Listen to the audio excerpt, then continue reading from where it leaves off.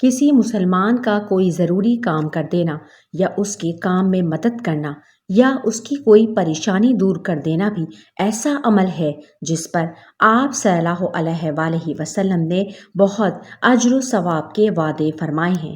حضرت عبداللہ بن عمر رضی اللہ عنہ فرماتے ہیں کہ آپ صلی اللہ علیہ وآلہ وسلم نے ارشاد فرمایا، من کان فی حاجتی اخیہ کان اللہ فی حاجتہ ومن فرج عن مسلم کربۃ فرج اللہ عنہ بہا کربۃ من کرب یوم القیامہ۔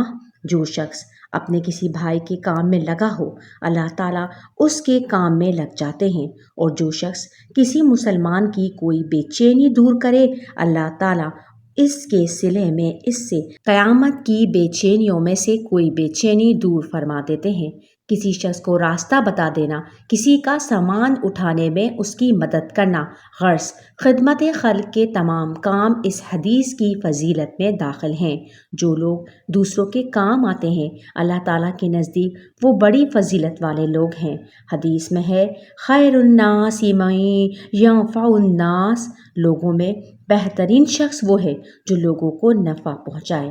لہٰذا خدمت خلق کا ہر کام چھوٹا ہو یا بڑا، اس کے مواقع تلاش کرنے چاہیے، اس سے انسان کی نیکیوں میں بہت اضافہ ہوتا ہے۔ اسی طرح اگر کسی شخص پر ظلم ہو رہا ہو تو اس کو ظلم سے بچانے کی امکانی کوشش ہر مسلمان کا فرض ہے۔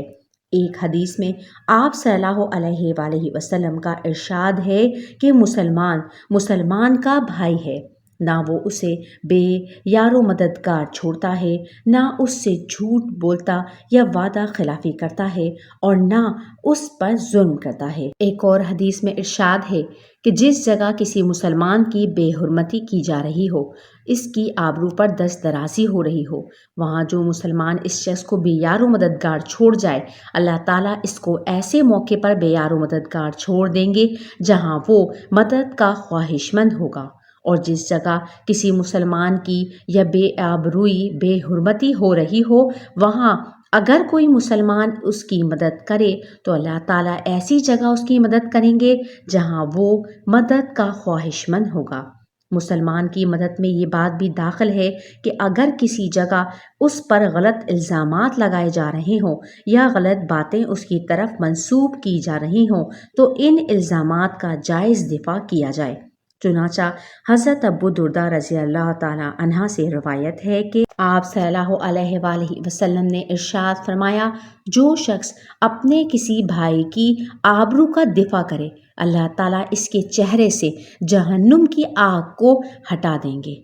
کسی مسلمان کے لیے جائز سفارش کرنا بھی بڑے ثواب کا کام ہے۔ قرآن کریم میں ارشاد ہے، جو شخص کوئی اچھی سفارش کرے اس کو اس میں سے حصہ ملے گا، اور حضرت صلی اللہ علیہ وآلہ وسلم کا ارشاد ہے، اشفعوا تؤجروا، سفارش کرو تمہیں ثواب ملے گا۔ ایک مرتبہ آپ صلی اللہ علیہ وآلہ وسلم تشریف فرما تھے۔ ایک شخص نے آ کر آپ صلی اللہ علیہ وآلہ وسلم سے کچھ فرمائش کی۔ آپ صلی اللہ علیہ وآلہ وسلم حاضرین کی طرف متوجہ ہوئے اور فرمایا کہ ان کی سفارش کرو تاکہ تمہیں ثواب ملے۔ اچھی سفارش بذات خود ایک نیک عمل ہے، خواہ متعلقہ شخص کا کام اس سفارش سے بن جائے یا نہ بنے، اور اگر کام بن گیا تو امید ہے کہ انشاءاللہ دوہرا ثواب ملے گا۔ لیکن اس بات کا خیال رکھنا انتہائی ضروری ہے کہ سفارش جائز مقصد کے لیے ہو اور اس سے کوئی ناجائز یا ناحق کام نکلوانا مقصود نہ ہو، کیونکہ ناجائز سفارش کا گناہ بھی بہت بڑا ہے۔ لہٰذا سفارش کرنے سے پہلے اس بات کی تحقیق کر لینا واجب ہے کہ جس شخص کی سفارش کی جا رہی ہے وہ اس کا مستحق ہے، اور جس کام کے لیے کی جا رہی ہے وہ جائز کام ہے۔ اسی طرح سفارش کے معاملے میں دوسری اہم بات یہ ہے کہ جس شخص سے سفارش کی جا رہی ہے اس پر کوئی ناواجبی بوجھ نہ پڑنا چاہیے۔ سب سے پہلے تو یہ دیکھنا چاہیے کہ وہ کام اس کے اختیار میں ہے یا نہیں۔ اگر کام اس کے اختیار میں نہیں تو سفارش نہیں کرنی چاہیے، کیونکہ اندیشہ ہے کہ سفارش سے اس کو شرمندگی ہوگی، اور اگر یہ کام معلوم نہ ہو کہ یہ کام اس کے اختیار میں ہے یا نہیں ہے تو ایسی صورت میں حتمی انداز میں سفارش نہیں کرنی چاہیے، بلکہ یہ صراحت کر دینی ضروری ہے کہ اگر یہ کام آپ کے اختیار میں ہو تو کر دیں۔ نیز اگر کوئی کام کسی شخص کے اختیار میں بھی ہو تو وہ بسا اوقات وہ کچھ خاص قواعد و ضوابط یا ترجیحات قائم کر لیتا ہے۔ ایسی صورت میں بھی سفارش حتمی طور سے کرنے کی بجائے ایسے انداز سے کرنی چاہیے جس سے اس پر اپنے قواعد یا ترجیحات کے خلاف کوئی کام کرنے کا ایسا دباؤ نہ پڑے جس سے وہ بوجھ محسوس کرے۔ آج کل عموماً سفارش کرتے ہوئے بس یہ بات تو ذہن میں رکھ لی جاتی ہے کہ سفارش کرنا تو ثواب ہے، لیکن سفارش کے جو احکام اور آداب شریعت نے مقرر فرمائے ہیں ان کا لحاظ نہیں رکھا جاتا۔ خاص طور سے اس بات کی تو بہت کم لوگ رعایت کرتے ہیں کہ جس شخص سے سفارش کی جا رہی ہے اس کو تکلیف نہ ہو۔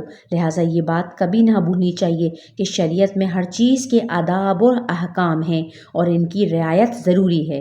کسی ایک مسلمان کو فائدہ پہنچانے کے لیے کسی دوسرے شخص کو ناواجبی تنگی یا تکلیف میں ڈالنا ہرگز جائز نہیں۔